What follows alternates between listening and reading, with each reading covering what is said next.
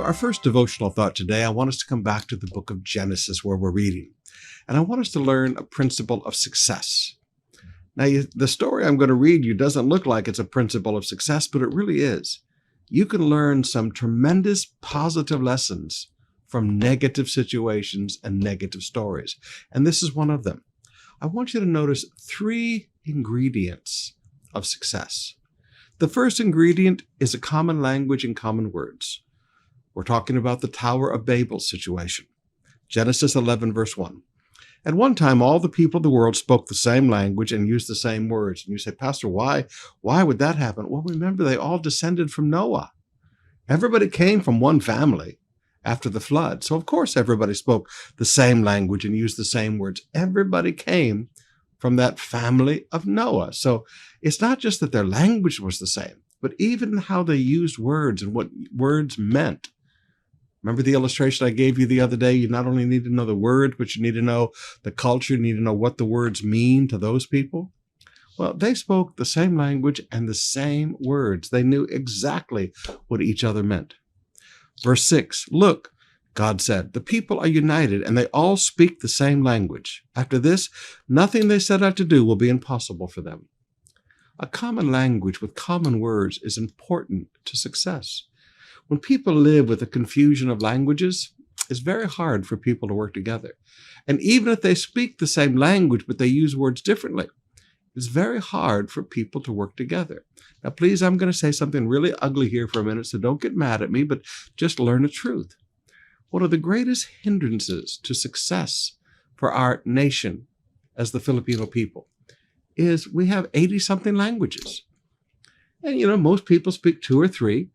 And English is kind of the lingua franca, and it has given us a global position for global work and global business, and that's all great. But we need one common language.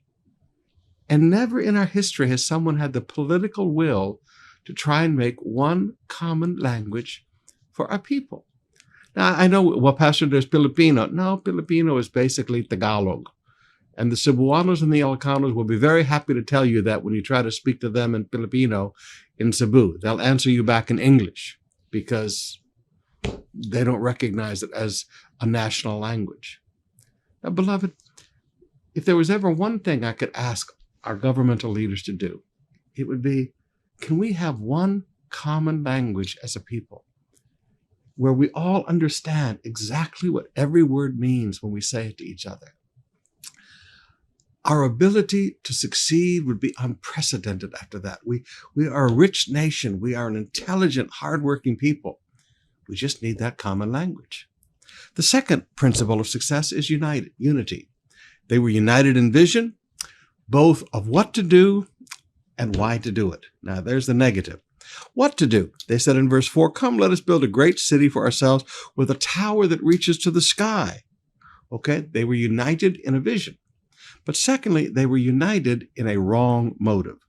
This was their motive, verse 4. This will make us famous and keep us from being scattered all over the world. But God wanted them to be fruitful and multiply and fill the earth.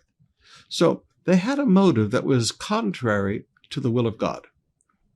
So they had a unity of vision of what to accomplish, and they had a unity of vision of motive. This is why we want to accomplish it. But it was a wrong motive.